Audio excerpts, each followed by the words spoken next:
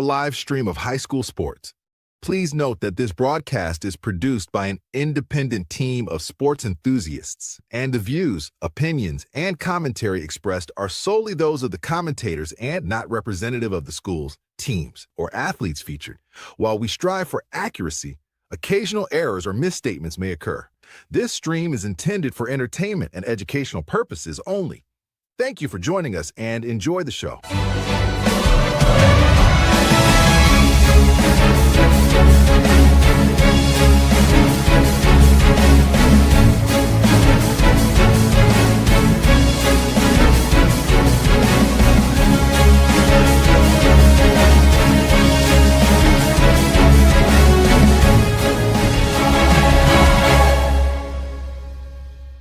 Yeah, come on, let's go.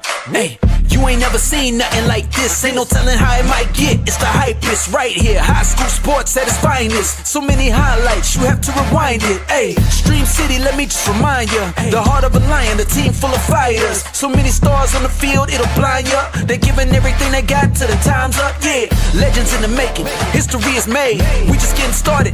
You ain't seen a thing. YSN, gotta know the name. They gon' bring the flames. They gon' do their thing. Take it to another level, don't hold back. High school, got a passion and we show that. Got the drive and you know they got the heart. Number one spot for your high school sports. Let's go for the win. Hey. And welcome in, ladies and gentlemen. It is an Overreaction Monday. It is week 10 officially here on YSN. DJ Yoakley alongside the co-pilot, the 8-time. I'm not going to do a whole 8-time bit right now, but 8-time best-selling author, a world traveler, Grammy and Emmy award-winning Anthony Ronnie Hartwig. You know, We made it, buddy. After some of the mailbag stuff we got on Friday, I thought Ronnie might be coming out today. Ronnie might come out. We have an extended version of YSN Live today. We've got some great guests. Absolutely. We will have the one, the only professor coming up here momentarily, Greg McAfee, to give us his insight on what happened in week 9. And certainly we will overreact to it as we head into week 10. We also have a state champion tennis player in Genevieve Hayden from Orange joining us at 12:30 and at 12:45. The all-time leading rusher in Orange football history, the multi-sport superstar, Mr. And I mean Mr.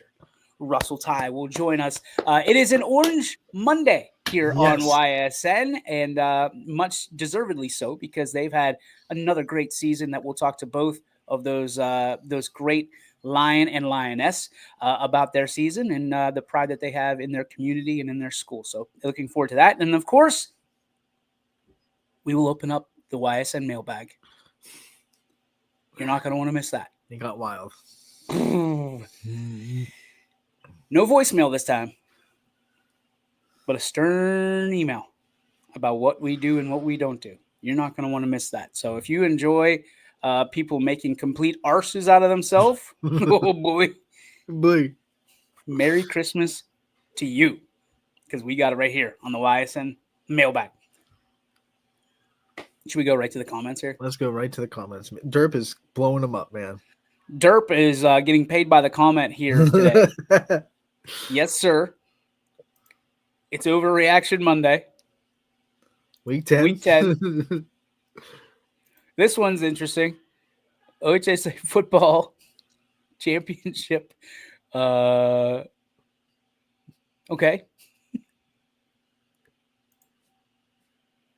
What else we got here? DJ and Anthony are the men of the hour. Okay. Okay. We have an hour-long show, so I mean, that's technically you're right. Overreaction Monday. We got. I can't believe we have people getting excited about this. The D5 Championship is the final game at 7 p.m. 7:30. So it's the final game of the season. Yeah, it's the last championship on the last day. Oh boy. I don't know what to say to that. I don't know if that's good. Like, I thought I hated the morning games. Mm-hmm. I kind of like them. But as we say each and every year, if you're in the state championship, it doesn't matter what time you play. You'd play on the moon. Yep. If you had to. You'd Park 'em figure on at Arby's. that's a first. Get big cheddar on your way to a state Get yourself championship. some curly fries on the way to state. Do you remember when Arby's tried to do the straighten out the curly fries? Oh yeah. They call them home style fries. Like, no, these are just fries, guys. Like, you just have normal fries and curly fries. They're not home style fries. What are we doing? Now they have they just I saw the first commercial for it last night. They're doing steak nuggets. I like that idea. They Like, do I'm have like, the meats. I was intrigued, but then I was like, what's fast food steak gonna taste like? Because like steak fast food, but I do trust Arby with their meats. They have Do good you eat roast steak? beef. I do eat steak, so You eat steak, but you don't eat pepperoni pizza. no, I'm pepperoni. Pepperoni's not a steak.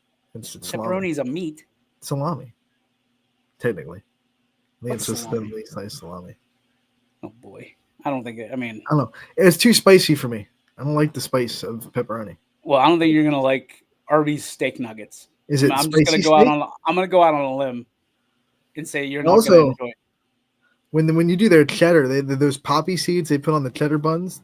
I hate poppy seeds with the life of me.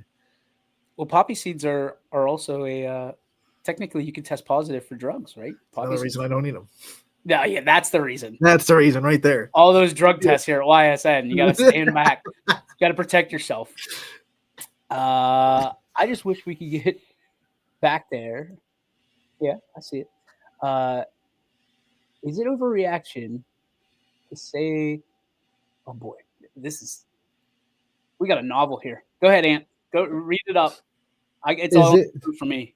Is it an overreaction to say that the hot seat at Niles might be as hot as the metal slide in the summer? I don't know. 0-10, 1-10 over the last 20. 1-19 over the last 20. We're not gonna get into hot seats for high school coaches. That's baloney. Like if you want to talk about like the Dolphins and the Browns and stuff like that, these guys are getting paid millions of dollars. These coaches, and we've talked about it before. And Greg McAfee's here, so we got to he's coming. Don't worry, folks. Don't tune out. We're not going to go on a tangent here. But like you're talking about borderline volunteer coaches for the most part. Like these guys are not making a mint coaching high school football. The majority of them, right? Like in the country, yes, there are some that make a lot of money coaching sports. Let's ease up on the hot seat stuff. Like we're not hot ticketing this high school football. It's like, hey, my 7U baseball coach. We went 1-6. He's on the hot seat, man. You're on the hot seat, pal. You're on the hot seat. I hope you know that. You started a Twitter campaign that says "Fire the coach." Hashtag. Come on. With that being said, the silliness is over. Ladies and gentlemen, it's time to get serious. And the only guy who is more serious than a heart attack is this guy right here. He is an active professor for the University of Mount Union. He is a contributor, perhaps one of the greatest of all time. I don't know. I'm not saying it. Other people are saying it. Ladies and gentlemen, we bring in the contributor of contributors, Mr. Gregory McAfee. What's up, guys? How we doing? We took you out of your hole. You Yep. heard about the hot seat stuff. We're not going to address any of that. But I have to ask you on this Overreaction Monday to get things started. Buddy, I know we usually say the EOAC for last, but Columbiana was the talk of the town. It was the belle of the ball on Friday night as they beat East Palestine, their rival. They get the traveling trophy 40-7. We were there on Thursday. Yep. What is your take on what the Clippers were able to do, up 40-0 at halftime?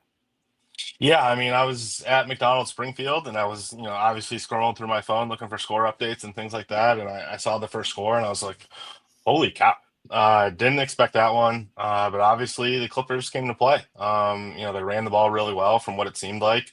I watched a little bit of the game this weekend, and it seemed like they just got going on the ground. I think Danny Mangiarelli 3 touchdowns, and then Hayes McCoy, who's their quarterback over there, punched 2 in on the ground and threw for 1 as well. So Columbiana, I mean, Bob Spate, he's been around for a long time. He knows how to attack teams. He knows how to game plan. He knows how to how to get his guys ready. And in a rivalry game like that, we talked about it before when we talked about like Canfield Poland or a couple other the rivalries across the area. You throw the records out the window when it comes to rivalry games, especially in a long-standing one like that. And the records never really indicate how a game can go. It can go, it can always go either way. And obviously, Columbiana was able to do a little bit more on Friday and in a big way. I mean, I expected it to be a good game. Did not expect a score like that, to be honest. This is a rivalry game that we've talked about for the last 100 years, right? And I mean, literally, the rivalry is the 100-year war, is what they call it.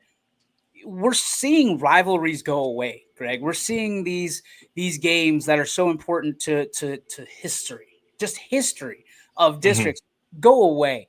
In a game like this, where you've got a team in East Palestine that sat there 7-1 on Thursday night, and now they're 7-2. Columbiana nipping at their heels in the EOAC, which is pretty much already decided now with United winning it. How important are rivalry games nowadays? And, not to be politically correct or not politically correct, but, these are games that you remember for the rest of your life because of one night. It can, to your point earlier, it can make or break your entire season.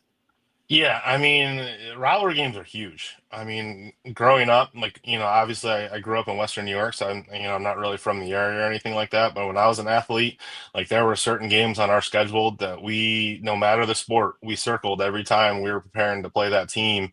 And you always get a little extra juice as a player. You get a little extra energy. The crowd's there. The fans are really into it, everything like that. Just kind of compare it at the collegiate level in a way. I mean, you look at like the backyard brawl between Pitt and West Virginia. Like this game was the last game they'll play for, I think, 2 or 3 years from what I understand. And they're both fan bases are in an uproar. Like we need that game every single year. And because it's just, it's the rivalry, it's the competition. It's everything as an athlete that you love. It's everything as a coach that you love. It's everything as a fan that you love. And you see that on the high school level as well, with teams like Canfield Poland and other ones in the area as well.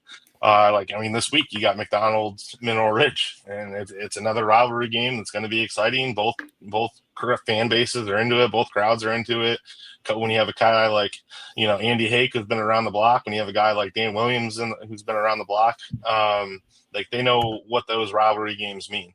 And they're important. I think they should always find a way. Like I can't imagine a season going by without the Battle of 224, or without the Liberty Girard rivalry is another one that comes up to mind. The Battle of Belmont. Just those games, you just have so much more juice. You have so much more energy. It's more than just the play on the field. That comes into account, and so much fun to watch. I think rivalry games are huge, and they need to be kept around. So you have that energy on a week-to-week basis. Yeah. So when you're talking rivalries, and I think new rivalries can be made. We've seen that. We've seen new rivalries kind of spark up with these new conferences. But I think when you talk about the generations and the communities that, have been around these rivalries for a long time. When couldn't say that. That's all right. It happens. Wait for it. No. Right. So when new rivalries are formed, old rivalries go away. There's a sadness in this community. So what do you think? What are some of your, I know you weren't from the area, but what are some of your rivalries that you think need to be relived or reignited?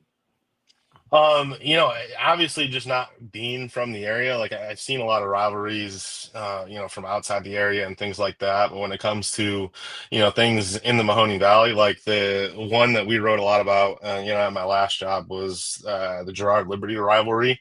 Very fun. Obviously 2 schools that, have been around the area for a long time.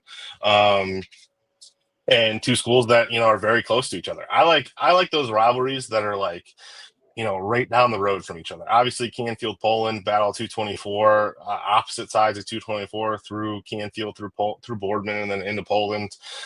Still some similar ground there, like Salem, West Branch. Very close. Like that's another one that we get this weekend. That's really fun. I also like these rivalry games, like at the end of the schedule, where things are still on the line, games matter, and you can make or break a team season with a win or a loss. And those games are just so fun to see. And I like the ones that are close in geographical nature. Like a couple years ago when I was at the newspaper, I got to write a 5-story series on football in Warren. And one thing I got to kind of like revisit was the rivalry between Harding and Western Reserve. And when they were two separate schools, and just like the hatred they had for each other, and how it's still around to this day. Like when Warren G. Harding goes to their throwback uniforms, and it's one year it's Harding, next year it's Western Reserve, and then you see kind of the rivalries come up from unearthed. Oh, why are we wearing that black and red? Why are we wearing the white and gold or whatever? And it's just really cool to see when you have those rivalries kind of deeply instilled in the culture of the community and everything like that. It's just really cool to see. I think they're very important. One of the things that I'm really interested in is, what we thought could be the game of the night on Friday in the MVAC was Crestview and Garfield. When you saw that score, you picked Garfield. Let's be honest. Garfield. I did pick Garfield. Were you surprised to see what Crestview was still able to do with, I think Crestview just continues to scorch people and just they had that chip on their shoulder and they just keep running one by one all the way to 9-0. Yeah, when we make those picks, we got to pick one side or the other, really. I'm just trying to hold your feet to the fire a little bit. Yeah, when I chose Garfield, I really liked what I saw when they played Liberty, just the ability to throw the ball and the ability to run the ball. They were kind of showing something new that Garfield isn't really known for, and that's throwing the ball. And I thought that would come into play on Friday. But Crestview, they deserve all the credit in the world. They've been on a heater this year, especially after what they lost to graduation last season. Jake Nolan, one of the best quarterbacks in the area. I think he threw for. Let's see, I got my stats here. He threw for only 94 yards, completed 6 of his 9 passes for 94 yards and a touchdown. But he also carried the ball 16 times and ran for 127 yards and a touchdown. And then, one thing that I've kind of noticed throughout the season, and I've touched on him multiple times, is Mikey Proctor. The guy in the backfield, he's not the biggest kid, but man, he can bulldoze through defenses. He can find the end zone. And, he had another big night on Friday, 15 carries, 123 yards, and 4 touchdowns. He's really kind of added another element to that Crestview offense. And I believe, they lost their leading rusher last year. I can't remember his name off the top of my head. So I wasn't around, but he's really kind of filled a hole in that offense and given them another weapon to kind of move the ball on that side of the ball. Let's keep it on the MVAC side, but let's kick it over to the other conference, or I guess the other, what do they call it? Division? Tier, whatever it is. Yeah. Dude, you had McDonald on Friday. And an absolute barn burner, 7-6 win over Springfield. Going into, this is a conference that is still potentially up for grabs, if I'm not mistaken, correct? You go into this game against Ridge. McDonald is conference champion, but it could be a shared title, correct? Yeah, so I think from what I understand, McDonald has solidified at least a share of the conference, or share of the Scarlet Tier. If they lose to Ridge and Springfield wins, I can't remember. It's a 3-way tie, I believe. Yes. But there was a question brought up on the scoreboard show on Friday about the Waterloo game for Springfield and how their winning percentage might be lower or something like that. So I don't know if that comes into play, whether if it was a canceled or a forfeit. But the Scarlet Tier is as far as outright winner or shared winners, it's still up for grabs. Obviously Springfield McDonald on Friday. I went into it thinking, it's going to be one of those games that can go multiple ways. McDonald came into the game averaging 41 points a game. They'd scored 41 points or more in 6 of their 8 games this season. Springfield had only allowed, I believe, just under 12 points a game this season, and they held McDonald to 7 points. And most of the time, when you're talking about a line like that, you're thinking, "Oh, Springfield definitely won. They definitely came out on top." But it came down to small little things like a missed or a fumbled PAT snap, and 2 teams that were playing out of their mind defensively. I mean, this Springfield had maybe 3 or 4 turnover on downs. McDonald had a few stops on defense as well. There was interception for Springfield. There was just stacks in the backfield, huge losses. A fumble on a punt return that turned into a touchdown for Springfield. Just so many things, just back and forth game. And it's like, I was talking to a couple of guys in the press box. I was like, this is an exciting game. And when you see a score like 7-6, normally you don't think that. But, I mean, there was just plays all over the place. I mean, there wasn't a lot of offense, but it was just fun to watch. And, like, what it came down to, McDonald's on their final drive, I think they had like a 3rd and 11 or something like that, and they're deep in their own territory. And little Casey Miller, I mean, I don't want to call him little, but Casey Miller takes the ball out of the backfield, rips off a 31-yard run into Springfield territory, and basically seals it up. I mean, and that's the type of plays you saw all game long. There was a Springfield punt that pinned McDonald into their half-yard marker. Right in front of the goal line. It was just stuff like that happened all game and made it so exciting. It was Did it ever feel like Springfield was threatening McDonald? Like, I know that it's a 7-6 game and it's anybody's game, but there's games that are very close, but it doesn't feel like they were a threat. You were there. Talk to us about it. Did Springfield feel like they had any momentum in that game? Yeah, no, I 100% think so. I mean, it was a game where it's not like either offense was, getting down to the 1-yard line and getting stopped. It was McDonald would drive into Springfield territory around the 19-yard, 15-yard marker and get stopped on a 4th down when they went for it on 4th and short or something like that. And then Springfield would turn around, bring it down the field, and McDonald would come up with a stop or force a punt or something like that. And it was a battle of, like, the first offensive drive for McDonald, the Blue Devils marched right down the field. No hesitation, no stopping them. They got the ball down to the 3-yard line, and Drew Zajac punched it in for a touchdown, and that was all they needed. There was a few plays that were just misses. A couple passes up the middle of the field that just missed. But it was a game where it could have went the other way pretty quickly. It wasn't like McDonald dominated the entire game. Like, Springfield was in the game, and they had a chance to win. This is a game that this week with McDonald and Ridge we've had circled for, literally 10 weeks. Yeah, 100%. You look at this game, there's going to be a lot of eyes on this, whether it's one way or the other, whether it's YSN or showing up in person, because there's so much on the line. Arguably one of the top 3 games we have on the docket, if not number 1. When you look at this, how much incentive is there for Mineral Ridge, who it is their home game, by the way, to kind of set things up? And I've had a chance to talk to Andy and some of the Rams, the seniors this year, to really make an impact in year 1 of Andy Hake's tenure at Mineral Ridge. What do you think that could do for that entire community? What do you think that could do for both the psyche of McDonald if they win the game, or Mineral Ridge if they win the game? Who has the most to win? Who has the most to lose in this? Well, so if you look at from Ridge's perspective first, obviously it's week 10. It's the week before the playoffs. They're trying to punch. They're in the playoffs already, from what I understand, and they're just looking to improve their seeding at this point.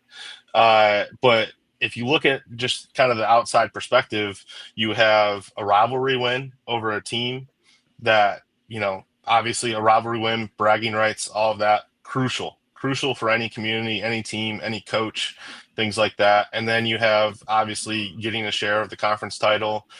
And then, you have building momentum going into the playoffs. I mean, a win over an undefeated team heading into the first round of the playoffs would be, I think, massive for the Rams, especially after that loss to Springfield.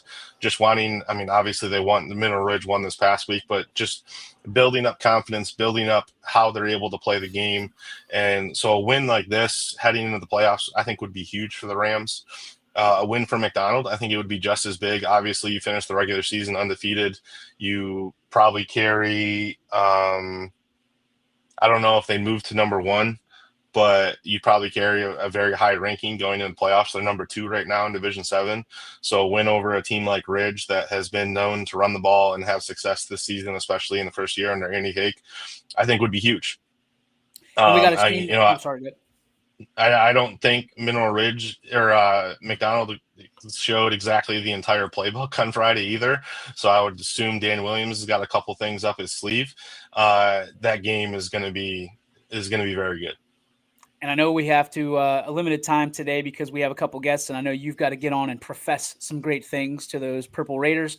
But let's get to the NE8, where boy, oh boy, tough loss for South Range on Friday night. It was a almost a one-run game. I was thinking about the playoff. It was a 1-point game, towards the end, and then a pick six takes over, and Mooney walks away with the win, knocking South Range down to a 4-loss team heading into a very, very vital game against Hubbard that puts all the playoffs in jeopardy for this South Range team, who hasn't missed in quite some time. Greg, when you think about the Week 10 matchup between Hubbard and South Range, what's got your attention? Yeah, I mean, a win and they're in, from what I understand, for South Range. So it's a must-win game for them. Obviously, there have been a lot of firsts that I don't want to say have been negative towards South Range, but it have been because of South Range. They have had such dominance over the NE8 for quite some time that you have teams like Girard getting their first win over South Range. Obviously, there's a lot on the line for the Raiders on Friday, and Hubbard isn't an easy look. You can't look past them. They're obviously, have been very good this year. I spoke highly of Braden Songer all year long, and they got some dogs up in Hubbard, and with Brian Hoffman at the helm, you can't look past the Eagles. I think it's a huge game for South Range, especially from a confidence aspect. If they can come out with a win over a Division 4 team, secure their spot in the playoffs, it can really kind of boost some confidence, boost some momentum going into the postseason. And it's definitely huge. And I will say, it's not like Mooney kind of blew them out of the water on Friday either. Like they were in that game from what I watched from start to finish. Obviously made a little bit of a comeback I believe in the third, fourth quarter, tied the game up, and Mooney just one play. I mean, that's kind of what it came down to in the end. And obviously Cardinal Mooney had the pick six to finish it off. But that game was like, DJ, when you told me that game was full of highlights, that game was full of highlights. Like, there was stuff all over the place that I'm like, wow. From a blocked punt to like catch in the end zone for South Range to a couple runs up the middle. I mean, it was an exciting game, and I think it's definitely something to build on for South Range, especially going into Hubbard this week. And they got a chance. They got to seal their spot. I mean, this is obviously with everything that has happened this year for the Raiders, just being able to get into the postseason, I think, would be a huge boost. And to do that, they got to beat Hubbard, and they got to have a big win. And it's not going to be an easy task. We're obviously going to be doing a playoff show leading into next week when everything's kind of settled down. But I mean, Region 17, Division 5 has to be one of the most exciting that it's been in some time, Greg. Obviously, you've been on the Girard train since week 1. Talk to me about what you now are seeing everybody else come to fruition about the Indians. Yeah, I mean, I've touched on it all year long. I mean, they got everything. I mean, I can say that easily. They have everything. They have a sophomore quarterback who's very talented, knows how to go through his reads, knows how to buy time for himself, and he can use his legs to, escape pressure. And even if it's a designed run, he knows how to lower his shoulder pads and fight for extra yards. AJ Pearson is a special one. I'm excited to watch him over the next 2 years as he grows even more into that offense, and as this entire team grows. But one thing to point out is everything else that they have. Mario Lipinski is a game breaker. He can change the game in an instant, whether it's a deep pass. They've used him in the backfield the last couple weeks. He's obviously been pretty comfortable in the running game. He scored again, and he's just as good through the air on streaks down the line. I remember calling the Poland game with Sigler on last week, and they were pinned on like the 1 or 2 yard line. And I was like, Sigler, watch this. They're going to go deep. Pearson drops back and they go deep, and he just missed the pass by a few yards. But they got guys all over the place, like as Derpy said in the comments, Braxton Sloan. he's a guy that's come up again and again, and he's creating more of a presence in that. He's having a more of a presence in that offense, and he's huge week in and week out, especially on the defensive side of the ball. I don't know if he had a pick this week, but he had 3 between the last 2 weeks. He had 2 against South Range, and then the game-sealing 1 against Poland. They just got guys everywhere, and that's not including like Sam Scott, who's battling injury. I think he's coming back for the playoffs. That's not including Alan Hess-Cardona, who's just an absolute animal on defense and has been known to run the ball, catch the ball, and everything like that. And they just got guys all over the place. I mean, this team is very, very good, and they're young. So it's going to be interesting to kind of see how they react in the playoffs. And, obviously one thing I was concerned about kind of coming into the back half of the season when these big games started coming up was how they would react in close games. And they obviously shown they're able to step up to the occasion in games like South Range and games like Poland. Last question for you. Week 10, we're all looking forward to it, but what are you looking forward to most? What are some of the matchups? What are some of the intriguing maybe headlines that we could be looking forward to on Saturday morning? Well, West Branch Salem is one game I got my eye on. Obviously, huge rivalry game. I think obviously West Branch has been on fire. I don't think, I've mentioned his name a couple times on this show. But Grady Hurst, I think he's one of the most underrated quarterbacks in the area. West Branch hasn't got a ton of, play this year.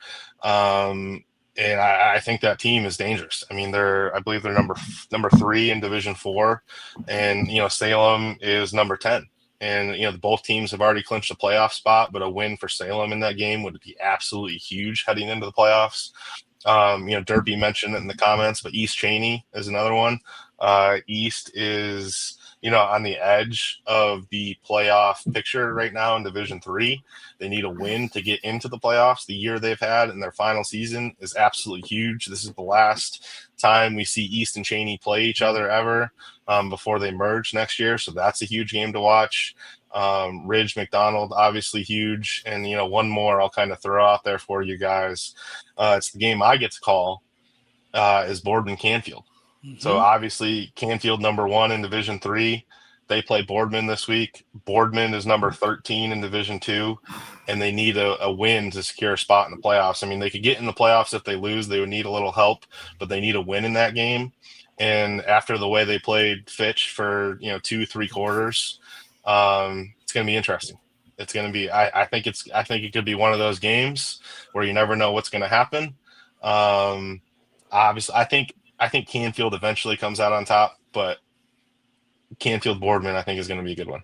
Low key one that I think everybody's overlooking is Harding and Fitch, because that game seems to always have kind of connotations towards playoffs. So we'll see how that goes. Greg, we appreciate you as always. Thanks so much for stopping by. Overreaction Mondays have been absolutely awesome. We got one more in the docket for going into week 11. So thank you so much for your time. Appreciate you. And buddy, thanks again. No problem, guys. Have a good afternoon. I'll see you. Ladies and gentlemen, Greg McAfee. All right. Well, we could just stay like this, Anthony, because we'll bring in our next guest who's ready backstage. No big deal. NBD here. She's just a state champion. Like 2, because she won the team with Orange, as they won the team championship and the individual D2 state championship. So 2 trophies. No big deal. No big deal. No big deal. I mean, like, no big deal at all. This is like a regular day in her life because she's a champion through and through. Ladies and gentlemen, at this time, we bring in one of the latest state champions in the sport of tennis in the great state of Ohio. We bring in Genevieve Hayden. Congrats, champ. How are you? Thank you. I'm good. How are you? We're wonderful. I'm not as good as you, but we'll work to get better. As I'm sure you've done over the course of your career. Talk to us about the fruits of your labor to be able to hold that trophy up high, not just once, but like Anthony said, twice in the past week. What's it been like? It's almost feels surreal even still. Like, I cannot really believe it even happened. Obviously last year, I was a freshman and I got second in the state. So it was still a good run, but I was still very hungry to like get a title and win for not just myself, but my team as well. And I, in the past like 12, 14 months, have just been working really hard on everything in my game. And it's super nice to be able to see that it's paid off. What a match this state championship was in the individual singles tournament. You go up against Indian Hills senior Sophia Thompson, and you win the first set win the first game 6-4. And second set doesn't go your way 5-7, and then you win the third 6-2. Talk about the ebbs and flows of that roller coaster match and what it took to kind of center yourself and have the best set in the last one 6-2. I'm sorry, I cannot hear you. Wow. I don't know why. Yeah, I got you, Anthony. Okay. You know, obviously you had some ebbs. You can hear me, right? Yeah. All right, you had some ebbs and Absolutely. flows in that championship match. What was it like for you to kind of settle things out and then obviously become a champion? I mean, it was again like great to see that I was able to figure it out. That is one thing that I struggled with last year and I've been trying to work hard on in the past, 14 months. Just being able to go with the flow and be able to just stay really mostly calm and be able to be positive even when maybe not everything's working out. And it was again just really nice to see that all the work has paid off and I was able to use it in this match. Genevieve, to be able to do this as an underclassman, I mean, I mean, we know the history of tennis at Orange and how spectacular it is, but to do this as a young lady who has so much career left, what does this say and what does this do for you to want to continue this and do better each and every year moving forward? Yeah, I mean, I just hope to be, I guess, like talked about with all the great people in Orange's tennis program, men and women. My coach, mentions a whole bunch of names every year, and I hope to be mentioned as one of those if when I graduate and the next generations of like coaches and people on my team can be like, oh my God, like Genevieve Hayden, like she was like a really great tennis player, and I hope to be remembered as like just like I hope to have like a good legacy. Now that you've already accomplished the highest goal you can with a state championship, what's next? Like, how do you raise the bar as you keep going? Can you hear him yet? No, I don't know. Okay. I don't know. That's weird. I Sorry. can hear both of you. He's asking, how do you raise the bar as you keep going from year to year? I mean, I have like expectations that I have want myself to complete, so it's more just like the little things, like obviously ranking wise and just like with the way like the where I am in the state matter. But I am just hoping to improve my game steadily, slowly, and just work on the little things. Cause I mean, I think I have a lot of the major things you need in it, but it would just be to have like the little details and maybe just the little parts of matches to make me a better player would really matter. I'm interested because I'm a chip on the shoulder guy, right? So, when I lose, that's what keeps me going because I want to do Hmm. better. For you, Hmm. what are your motivators? I mean, you've got it. You're at the top of the mountain. How do you keep yourself motivated to get better, and how do you go about doing that? I Also, I am a self-motivated person and I'm also partially a perfectionist. I love everything to be like, even though I am at the top now, I do play like USTA and outside of school, so it's just reaching towards like being, an even higher five-star recruit or an even higher ranking or winning states, hopefully the next 2 years. I'm just always trying to reach for more and I thankfully am able to do that just by being myself. We know that you're not just great on the court, but also in the classroom. A 4+ GPA. Yeah. Talk to me about that. How do you keep everything balanced, knowing that you're obviously going to have to do well on and off the court and in and out of the classroom? Yeah, I mean, I just have been I've even through middle school, I was always having a busy schedule and I just have been able to work a lot on my time management skills and organizing and just kind of being ahead of schedule almost. So, if I was going to miss a day in school for a high school match or something, going to states, I would talk to my teachers before. I do take some online classes, so that does make it a little easier, but it's just all about time management skills for me.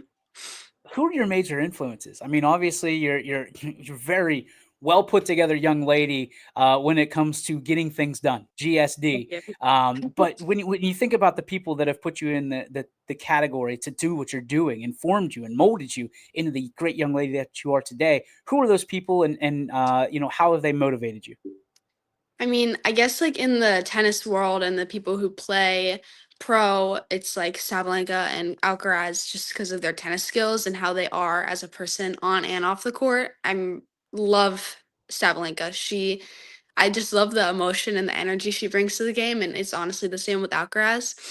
But a lot of the people that I look up to when it comes to like schoolwork and just being like a good tennis player in general is like a lot of the people that have gone through where I train in Orange. They're all amazing people, and even though some of them aren't even that much older than me, I think that they're amazing and they all have something that I can learn from. You seem very proud to be from Pepper Pike and to be part of the Orange community. Walk me through and just explain what it means for you to not only represent on and off the floor or on and off the court, in and out of the classroom, but also to be able to say that you are amongst those great champions that have worn the black and orange. Yeah, it's amazing. Like I it's on like it's speechless. Like it's insane how in, the next couple years if I'm able to have a good run and everything that I'm going to be mentioned with like all these top names and how I went to Orange and with all these amazing people that were before me that I also look up to that would be amazing. What's the ultimate goal for you, Genevieve? Is it becoming a pro? Is it just being the best you can be? What's at the when you're plucking dreams out of the sky? What is in that for you? I really hope to, hopefully when I graduate high school to play in a D1, like a really good D1 college. I I mean, depending on how that goes, I could maybe try and go pro or not, but my long-term goal right now that I'm focused on is playing in a D1 college. That's just what I have been wanting to do even since I was in middle school. It's like I want to go somewhere good and I want to be able to play on a really great team. So I guess really that's my main long-term goal right now. Do you have an idea what you want to study? Not really yet. Something with like science or maybe biology, but I am not sure like the specifics of it yet. Talk about your family if you could, and what they mean to you, the support that they bring, and what character they've kind of shared with you and in your DNA. Yeah. Well, for like the support that I get from them is amazing. Like my parents are the ones taking me to these tournaments that can be, Cincinnati's 4 hours away, and my dad's the one like when my mom like they're both coming to watch my matches when they could be, sitting at home or just like waiting for scores to update, and they both want to be there and they're there to like fund my tennis, which is amazing. It's an opportunity that I am so thankful for. Um, so they're definitely one of my biggest support systems. And then finally, I have to ask you. I mean, being that you're now officially a role model and one that young girls and young boys are looking up to, what advice would you give those little kids that you wish someone gave you growing up, especially in the sport of tennis that doesn't get a whole lot of recognition? Yeah. Something that I have actually been told, which I'm going to pass down, is to just trust the process. You never want, so a lot of people are very results focused in many sports, and I think especially tennis. And I think it's important for a lot of younger kids who are focusing on maybe the developmental skills and the technique and especially the mental skills to just trust the process and let the results follow. Genevieve, we are so proud of you. We're huge fans. Congratulations Thank on all you. your success at such a young age. We're looking forward to next year and the year Thank after you. and all the great things that are going to come to you. So thank you for taking some time out for us today. Best of luck to you and congratulations once again. Thank you. Thank you so much for having me. You got it. Thank you. Ladies and gentlemen, Genevieve Hayden. All right, let's see if Anthony's back. You You can all right? hear me though, right? I can hear you loud and clear. I have Okay, no so idea what happened. hopefully Russ can hear me. Russ, can you hear? Thumbs up in the background if you can hear Anthony. He got you. Awesome. All right, here we go. Ladies and gentlemen, our second piece of the Pepper Pike puzzle today. You like that? I That's practiced Peter Piper picked a pack of pickle. I did all that before the show, so I'm ready to go. Ladies and gentlemen, it is our honor, distinct pleasure to roll out that orange carpet for the all-time leader in rushing history for the Orange Lions as of Friday. Ladies and gentlemen, multi-sport athlete, absolute stallion, and one of the greatest to ever do it. Number 5 in your programs, number 1 in your hearts, Russell Tide. Thank you, man. You ever get an intro like that? No, this is first for me, so thank you. That was an amazing intro. Thank you, Dude, so I got to tell you, I am a huge fan. I've been a huge fan for years, not only for what you do, obviously, on the gridiron, but ice hockey. I was told, Yeah. Tim Porter tells me, the athletic director at Orange, tells me, okay, you love this guy, and I'm a Right. huge fan. You need to come up and watch him play hockey. Talk to me about how that started, dude.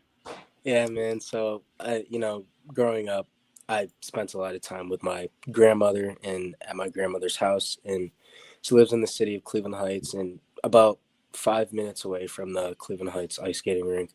So, I have a sister. My sister and I, we would, spend a lot of time at my grandmother's house, and during the weekend, she would take us out, and we'd go get lunch. And since she only lived 5 minutes away from the ice skating rink, she'd always take us for ice skating lessons and stuff like that. And this was I probably started ice skating and like taking lessons in like preschool. And after my lessons, I would stay around in the rink and I would watch these what I thought were these cool guys. I'd watch them play such an interesting sport. I'm like, man, I want to try this. So my parents, of course, being the supportive parents they are, were like all for it. You want to try this sport, try it. So I think I maybe picked it up I really started playing in like first grade. Was my first year playing ice hockey, and I kind of just, fell in love with it from there. You're a kid. So first grade, you're playing ice hockey when most kids I can't even, tie their shoes. Right. You're tying up skates. Absolutely, yeah. So, and this isn't just a situation, Russ, where like, you're like, okay, like you're very good, very, very good. Thank you. You're welcome. Thank you for putting on a show, dude. Yeah. When you're talking about football, everybody loves football here in the state of Ohio, and there's kind of hockey's neat, but there's a love and appreciation at Orange for the team there. You guys, you personally have been through kind of the ebbs and flows that we talked about with Genevieve earlier of both programs. What has it been like for you to be kind of the steadfast and the lightning bolt, so to speak, of what both of those programs and the success of both of them? Yeah, man, for me, it really means a lot just being that kind of like figure that you're talking about in two successful programs. It means a lot. And ultimately, I just want to be the best, player for my teammates and my, family and just the whole Orange community that has really supported me throughout all of my high school career, coming in, playing football, which was a new sport for me in high school. As soon as I started playing, Orange showed me so much love and so much support. So that kind of has been like a big motivating factor for me just to work harder and to want to become an even better player just for all those people that really believed in me so much. Did you just say that high school was your first football? Like you started as a freshman? That was the first time you touched a football?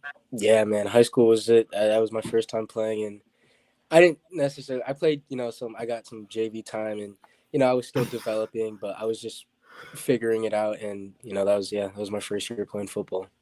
What clicked obviously something clicked really fast because you're a record breaker now. So what clicked so fast when you picked up a football? And I have to tell you, and I'm glad you kind of started off with hockey. I really do give a lot of credit to the hockey. A lot of people don't realize, but for hockey, like in running back specifically, a lot of that on the ice stuff translates a lot for me. Being in the backfield, just, the cuts and the vision kind of like, it really translates to hockey, just being able to see the whole field at once, kind of like the ice, you're weaving through people, trying to, avoid people trying to get the edge in hockey. So, and it's very similar to football. So I feel like I just kind of had a little bit of an advantage and a natural, kick for it. And it just really clicked for me. Yeah. And then naturally, you've got to talk about the leadership, not only the leadership that you possess, but the leadership, the coaches around you guys. Coach Rob has been a friend of not only the program, but to me personally for a while now. Talk to me about the belief that you have in him and his staff, and also the belief that he has in you, my friend. Absolutely, yeah. Like you said, Coach Rob is he's an amazing guy, and just an amazing guy in general. And as long as that, he's an amazing coach. Coach Rob, like I talked earlier about the Orange community, just in really believing me. I came in freshman year, and Coach Rob automatically saw something in me, and he put me in situations where he allowed me to strive, and he allowed me, to get better. And he put me in some tough situations where I came in as a sophomore, and he was like, listen, man, I know you've only had 1 year under your belt, but me and the rest of the coaching staff see so much in you. I really want you to step up this year, and you're going to get a lot more carries this year. You're going to start, you're going to play varsity football. Like, I know you can do it. And just, his coaching style is just built a lot of trust that I have for him, as well as he's brought along so many amazing other coaches that I have so much trust for, and I've just, got to grow with them. And, I wouldn't want to do it with anybody else, truly. To succeed in hockey and football, you got to have this physical mindset where you like to hit people, you like Absolutely. contact, you like to dominate. Yeah. But what turns that on for you? Because that's obviously not how you can act every day. You can't go like pushing people around in school. Right. So what turns that mindset on for you when you get on a Friday Night Lights or you get on the rink? Right. For me, just knowing, just opportunities, for me, I think about it as life is, you get opportunities, and you can either take advantage of them or you can let them pass by. So for me, I try to make the most out of every opportunity I'm given. So if that means, for football or hockey, somebody's in my way, and, I want to go see the end zone, or I want to get the puck in the back of the net, I'm going to make that happen and try to really just make the most out of my opportunities. I've heard a ton of stories about you, and talking to your AD, being very close with Tim Porter, obviously talking to Coach Rob. We've heard what you can do on the field. We know what you can do on the ice, but it's what you do in the community that's always impressing me. And you are a just pillar of that community. Why do you get so involved in the extracurriculars outside of just the sports that you're so good at? Yeah, absolutely. Because for me, just the way I was raised, my parents always, hit on the idea that to be the best person you can be, it's not only about yourself. You have to give back to those close to you. You have to give back to those who, believe in you and look up to you. So just for me, I really believe in, just giving back and just getting into the community. So that means, going back to Coach Rob, he, gives a lot of opportunities for the players at Orange to just give back to the community, whether that means going, to the rookie tackle football and helping out on the sideline, going to the JV games and doing water, going in the community. He's big on that, and he really hones in on that. And that's something that's been very important to me. So whenever I can, I really try to, give back to this amazing Orange community. Sorry.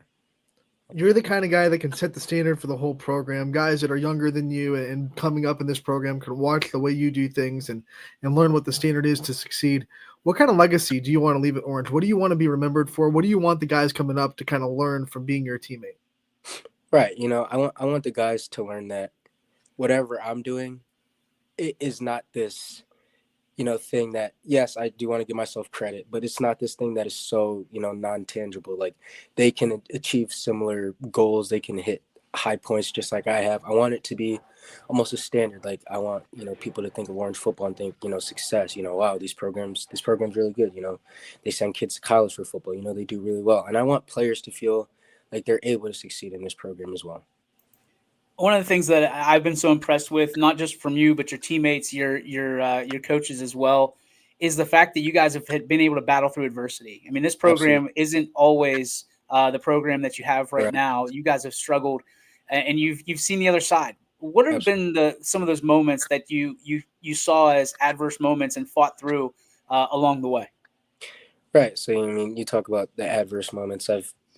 Like I talked about earlier, starting freshman year football, starting my first year of football was freshman year, and, walking into a program, walking into a sport I don't know much about, boom, freshman year, 0-10 season.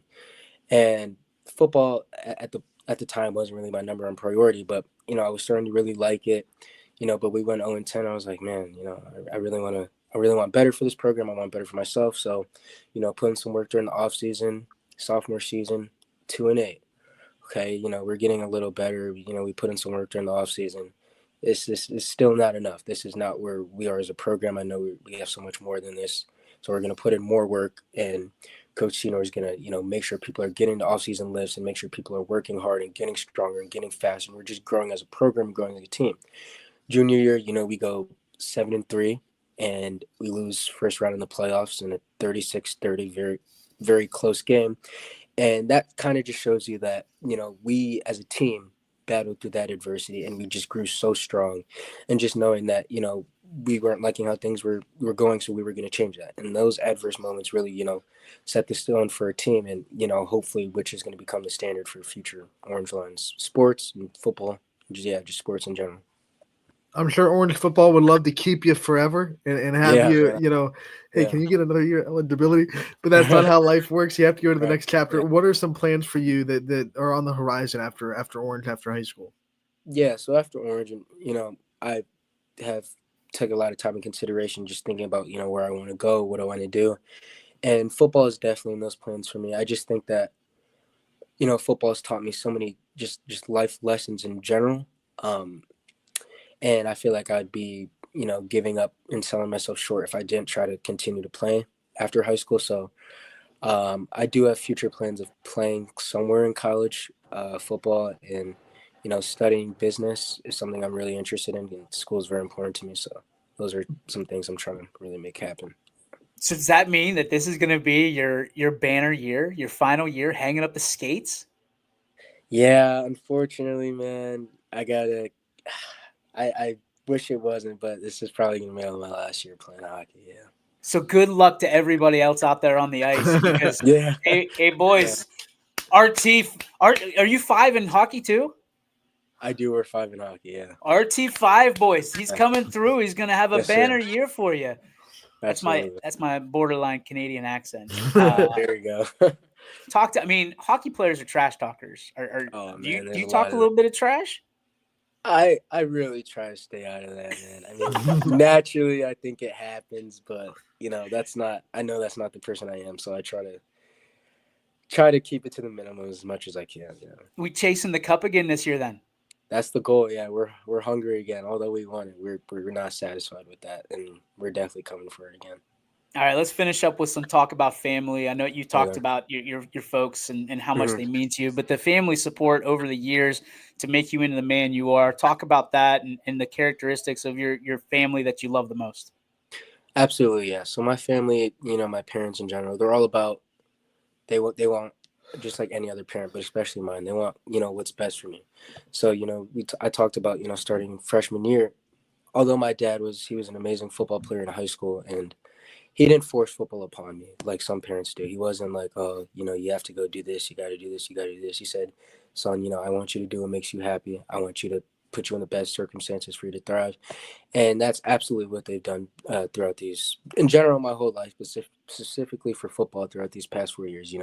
They've sacrificed so much for me to make sure I'm able to get where I want to be, whether that means driving 2, 3, 4 even hours during the summer when they have to work, so I can go to showcases, to give me that opportunity to play at the next level and get my name out there. I don't think I can even count on one hand how many games my parents have missed total combined. So, they're always there for me, screaming my name in the stands and, cheering for me. And that really motivates me to work harder, just knowing that I have that support behind me from family that just wants the absolute best for me.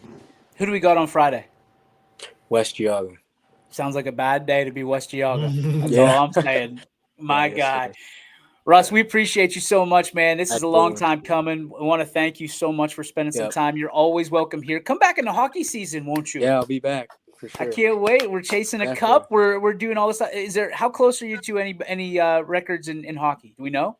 I'm not sure. We got some real good guys on the Orange Lions hockey team, so they're making it a little hard for me. I'm not gonna lie. Making it tough.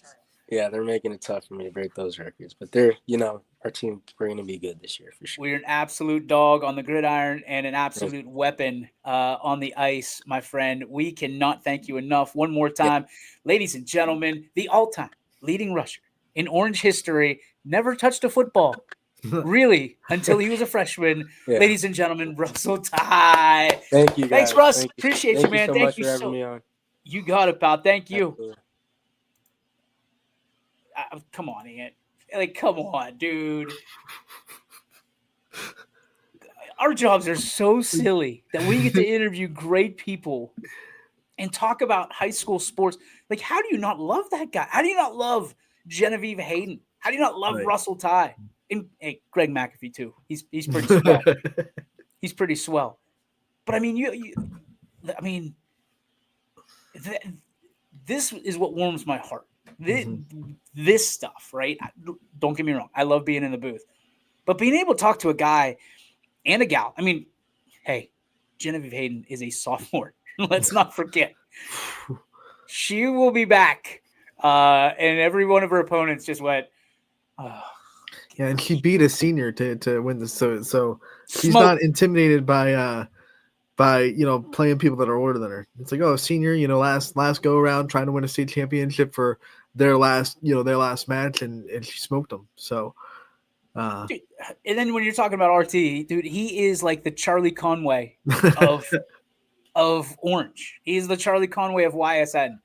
Like, he is when I say that he is a weapon, I mean, you can go back. He's got to be close to some records in hockey too, if he hasn't already shattered them, because you look at what he's been able to do. I've seen some footage. I've seen some film of the, oh boy, just skating around, dude. Like Gordon Bombay. Just, he's a freak, but it makes a lot of sense when he talks about vision in football and hockey, because I mean, they're doing that on basically butcher knives, in hockey. Yeah, hockey is kind of built, and he brought up a good. It's built for running backs. I mean, running backs, if you're training in hockey, you're going to be real light on your feet. You're going to be able to make those cuts a lot easier, and your vision in front of you also is going to be a lot easier too, because you got to have good vision in hockey to your left and to your right to see who's coming for you. So yeah, he brings up a good point. The strength in the legs, how you build those leg muscles and how you become a low center of gravity so people can't tackle you. Oh, he's Quadzilla, dude. If you've seen pictures of him, he's Quadzilla. He's tree trunks, right? For legs. Hockey's a big reason to do that. I think a lot of the NFL players that are good running backs have come from hockey backgrounds too. So, or just big football players. Tight ends, I think, would probably fit that category as well. Maybe some good offensive linemen. I don't know. I don't know about linemen. I think we're stretching that a little bit. That might be into the wrestling realm. Wait, you see some offensive linemen on hockey skates. That might be must see streaming. That would be hilarious. A bunch of dancing bears out there on the ice. I would love it. Thanks to Russell Ty. Again, all-time leading rusher at Orange. Let's go. How about the fact that he didn't play football before? Yeah. When he said, I just picked up football in high school, I was like, excuse me? I'm sorry. I'm glad you did it, because I was like, all right, Ian, you got to pick up this question, because I was sitting there like this. Like, did he just say what I think he said? There's no way.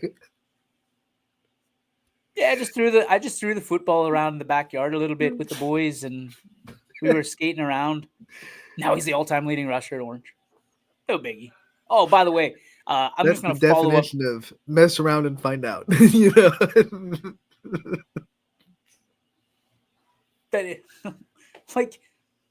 Here's what I know is that dude's a competitor. There's no doubt in my mind. I mean, to do what he does, he's like, Dad played football, and this is what I love about success is like, he's like, Dad didn't push me into anything. He just wanted me to be happy. Wouldn't you have?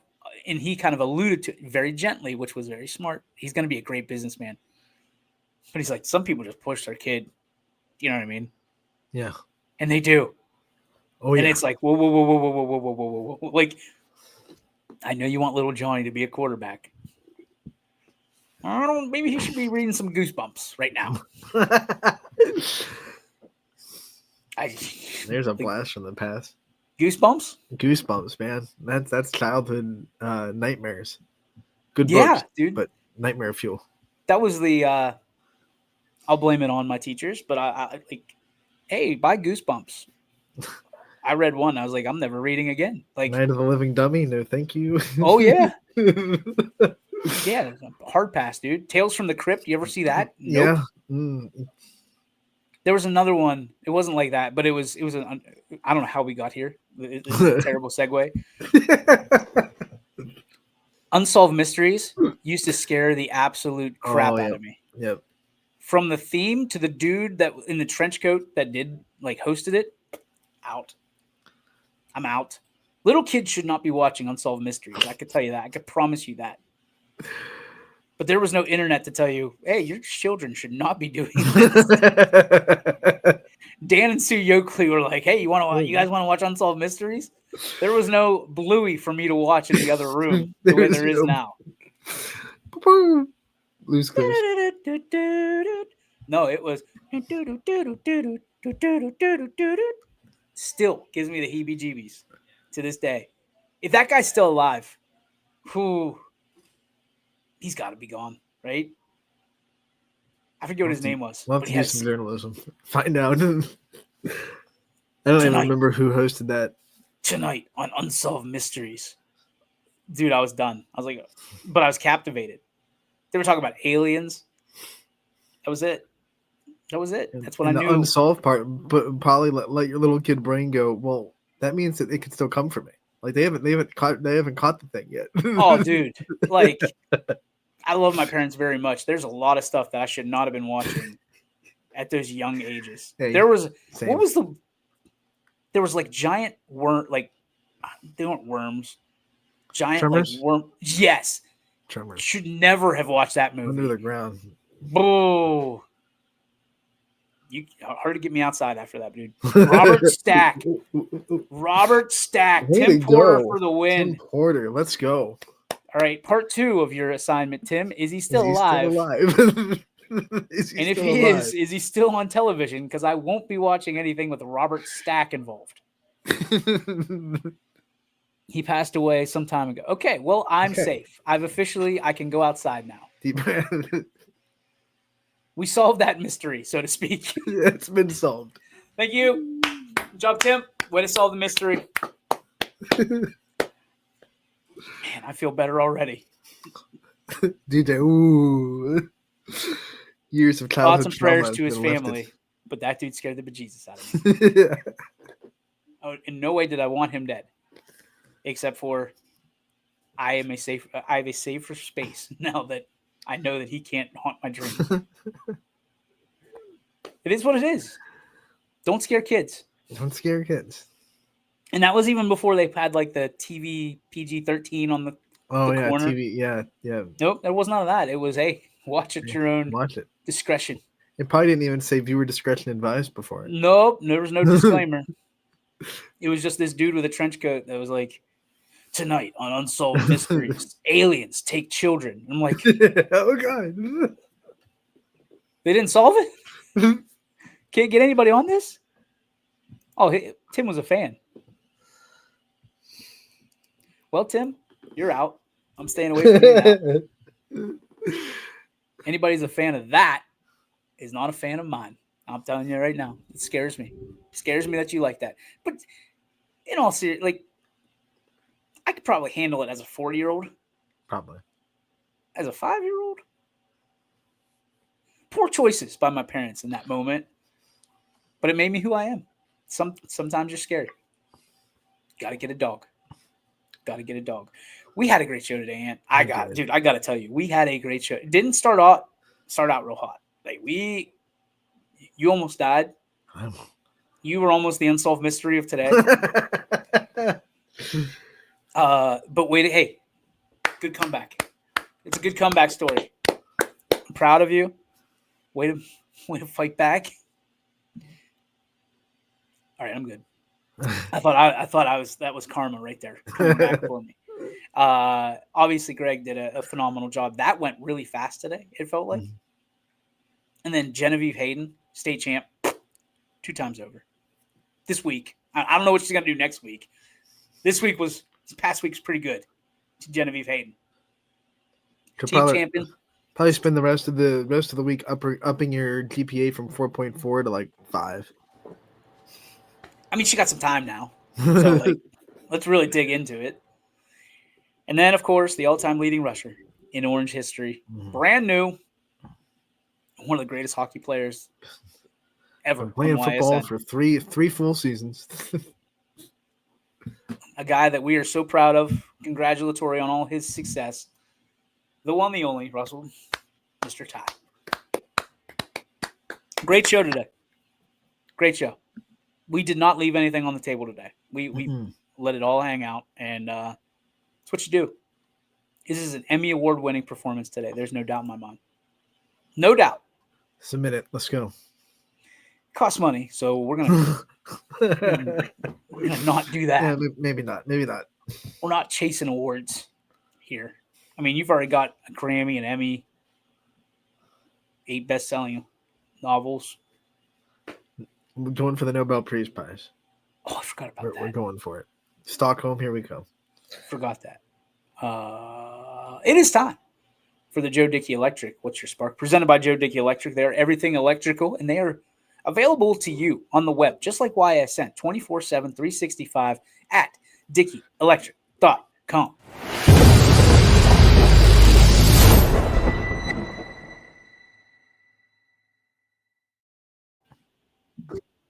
Don't think I didn't. I did forget about the mailbag. We'll come back. Back in this spark, right? I mean, like, we're just going to use that. I'm really trying to find an intro for the mailbag because I think it deserves one.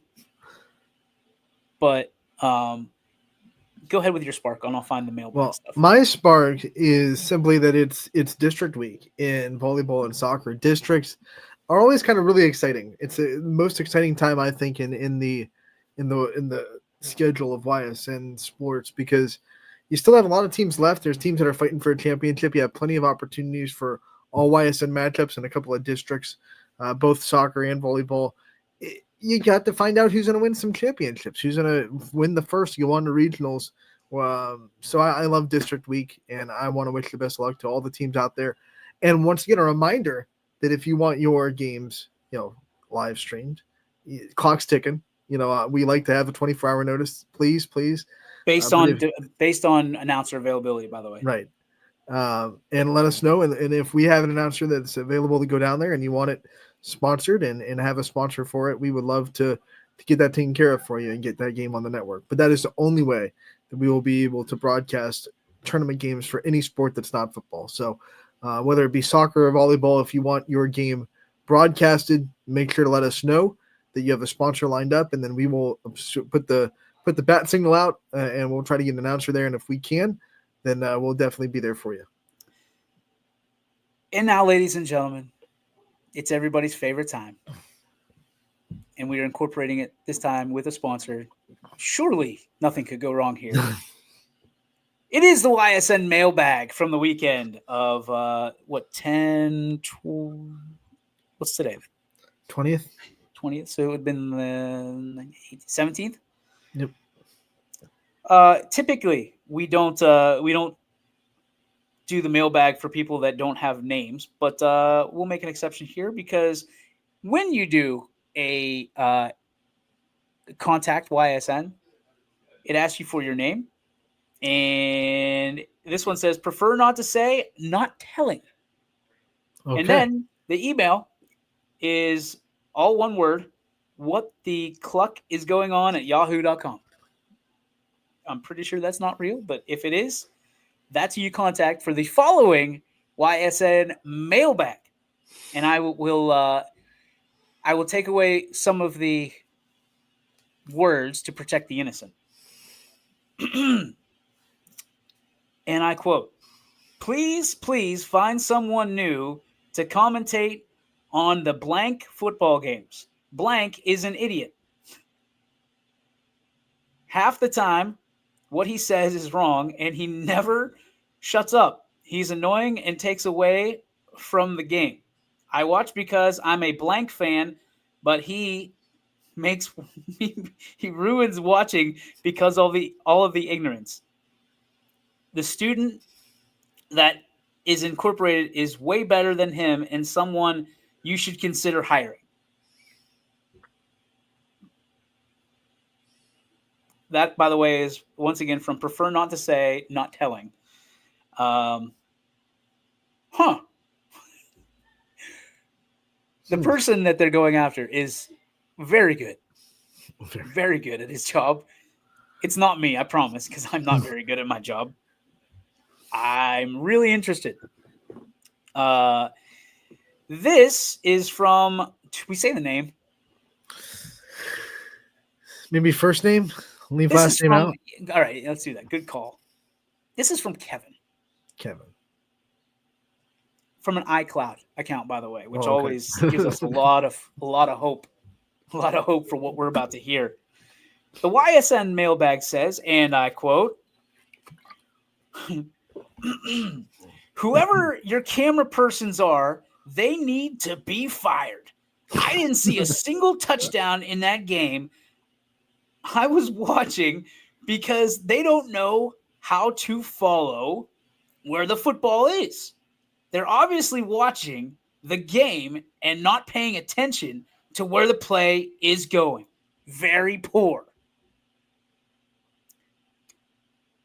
Kevin, what the hell game are you watching? Couple of issues, Kevin. First, what game are you watching? We don't even know how to fix. We don't know who to fire because we don't know. We have no idea who you're talking about. Oh boy. Okay. What else did you have for Kevin? Anything? So yeah, first of all, even if we wanted to fire someone, we don't know who because you didn't tell us what game you're watching. Second, I'm sure there's a lot of grammar issues in that email. I would assume. A couple. You could say a couple. All right, a third one. This one isn't that bad. I should have kept that for last. That was the best one. This is from TS. Okay, but he has a completely different email address. All right. Anyway, it says, and I quote in the mailbag, "I'm just very curious why whenever you guys host high school football games," I don't understand. We don't host football games. Anyway, you do not put a down and distance or the line that's on the clock or time that's on the clock or the line. So people that watch your streams have no idea what the hell is going on or how much time is left in the down and distance. Why can't you make the change? I'm sure I'm not the only person that has said something." Okay. That's your mailbag. But what I will tell you is this. We have, for instance, and I'm just going to say from a personal standpoint, on Friday, I was by myself. Well, I had my son, who's 7, by the way. I had to run the camera. I had to commentate through binoculars, and I had to run the commercials and make sure that the score was updated. The scoreboard is what we call it, all throughout. I'm not asking for you to feel bad for any of us. But what I'm telling you is when you have one person doing all of that, and if you look at the great production of the other place, they've got a camera on it. They can't even do it correctly because it's always wrong. We instruct our announcers, and Anthony, tell me if I'm feeding a line of BS. We instruct our announcers to tell down and distance every down, and then followed by the time as much as you possibly can. Basically, It's a radio broadcast on a visual platform. Mm-hmm. The amount of money that would go into, now keep in mind, we have upwards of 30 right now because it's conference play, 30 games a week on Thursday, Friday, Saturday. The amount of money that you'd have to pour into that and add more people. Yeah, there's no way one person could update down and distance, run the clock on there, because we do the interface does have a clock function, but it's real weird to do. It's basically a baking timer, right? So you'd have to have one person run the camera, talk, run the clock, run down in distance, and oh, by the way, do his job and talk about the game at the same time. Like, impossible. No way. Unless Or you had a second person. or that person who's complaining could just go to the game. I don't get I love constructive criticism. My favorite thing, because it brings some great ideas to the table and things that we want to work on. We want to get better. We say it every day. We'll be better tomorrow. This goes back to like COVID. And we can't, like, we've tried the clock. We've tried to incorporate, trust me, we have tried at like, Yeah, in an imperfect world, we would have down and distance. It would look like that, but like we just don't have that right now. We also don't have instant replay, which people are calling for. How do We we? definitely don't have the first down line. I think that was the last thing he asked for, the line, like the yellow line that you see on TV. We definitely don't have that.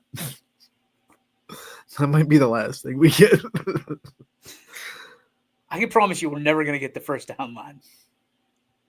Like, there are a million things we need to get before the first down line. Because, Can you imagine if that was the first thing we got? It's just never right. Ever. It's like behind the play.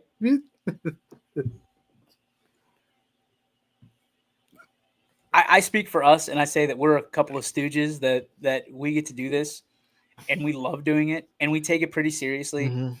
But at the same time, like, it's sports, it's fun, and if you're looking for all the glitz and the glamour, you're not looking in the right place. Like, we're trying, but we've got like 2-man crews. 1-man crew for football is basically borderline impossible. And I say that saying that I did it on Friday, but I've got 2,000 games under my belt. So it's one of those things that, like, I feel comfortable if I have to. But, like, give me a break. Like, it's borderline unwatchable. I'm not saying don't watch, because we appreciate everybody that clicks on. Boy, oh boy, like, let's take it easy. Let's take it down a notch a little bit.